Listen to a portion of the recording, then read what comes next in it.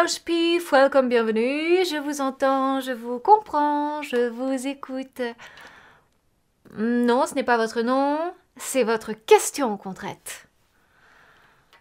Oui, toutes les requêtes, même celles qui n'ont ni queue ni tête. Vous voulez savoir si votre plainte est recevable. Eh bien, commencez par tout mettre bout à bout sur la table. Votre femme vous trompe énormément. Énormément. Oui, oui, j'ai noté l'adverbe. Pourquoi? Vous n'en avez aucune idée? Comment? Vous avez une petite idée. Avec qui? Vous dites que c'est avec votre chien, un berger belge, par-dessus le marché. Waouh! Waf, waf, waf. Et vous voulez savoir quel chef d'inculpation peut-on retenir contre elle? Adultère ou inceste, puisque le berger, vous l'avez élevé ensemble, comme votre propre enfant. Oui, bon, pas la peine d'en rajouter. La zoophilie, tout comme la pédophilie, ce sont deux sujets qui ne vont pas tarder à faire leur entrée au Parlement. Je vous le fais pas dire, les tabous ne sont plus tabous. Ils sont devenus les totems de notre French franchise, de notre liberté de tout se dire et de ne rien nous interdire, jusqu'à ce que l'Assemblée vienne vous contredire en stipulant expressément que la liberté de l'un n'est limitée que par la liberté de l'autre. Bon, dans votre cas, c'est votre femme qui a la raison pour elle. Mais son geste, que vous qualifiez d'inceste, apporte en fait plus à notre manière de vivre et de penser. Elle nous rappelle notre condition animale, toutes des chiennes et tous des chiens. Et en même temps, elle fait appel à notre divine origine. Je cite les Saintes Écritures, le psaume 23, « Le Seigneur, oui monsieur, nul n'est censé ignorer la loi. » Écoutez, « Le Seigneur est mon berger, je ne douterai de rien. » L'Éternel est mon berger et je ne manquerai de rien. Donc, et vous, ignoble créature, que faites-vous? Vous doutez? Et vous voulez nous faire douter de tout.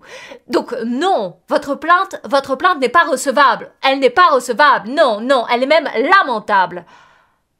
Eh bien, souvenez-vous, à chaque fois que votre désir de nuisance prend le dessus, de la liberté de conscience, celle de l'autre, et même si elle fait la part belge, au petit berger belge. Le Seigneur est mon berger. Adios, Bernanos.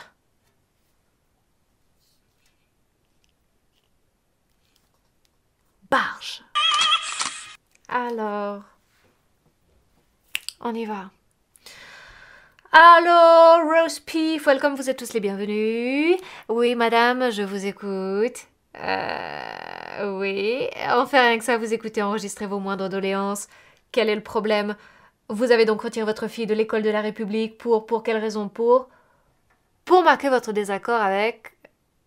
D'accord, la théorie du genre. Vous n'êtes pas d'accord avec la théorie du genre.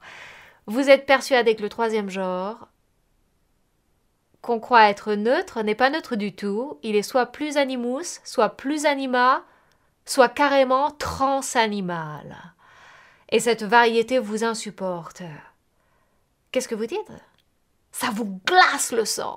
Oh, cette multiplication des genres vous glace le sang. Vous parlez carrément de viol de la nature, du sexe transcendé par les textes. Non, moi, ça ne me fait pas froid dans le dos. Non, mais la vraie question reste pourquoi? Et la vraie réponse sera pourquoi pas? Vous savez, Jésus a multiplié les pains pour que chacun puisse manger à sa faim. Il paraît qu'il n'y avait pas deux pains identiques. Et ça reste d'ailleurs le cas n'importe quel boulanger vous le dira, on se bat pour que chacun ait son pain et pour qu'il soit jugé selon son pain. Alors vous nous dites, non, moi je ne mangerai pas de ce pain-là. Eh bien, moi, je vous réponds, libre à vous de crever de faim. C'est la vie, madame, c'est la vie. Il n'y a pas du pain des villes et du pain des champs, non, il y a aussi les bâtards. Et la liberté, c'est du pain. Pour nous autres, bâtards.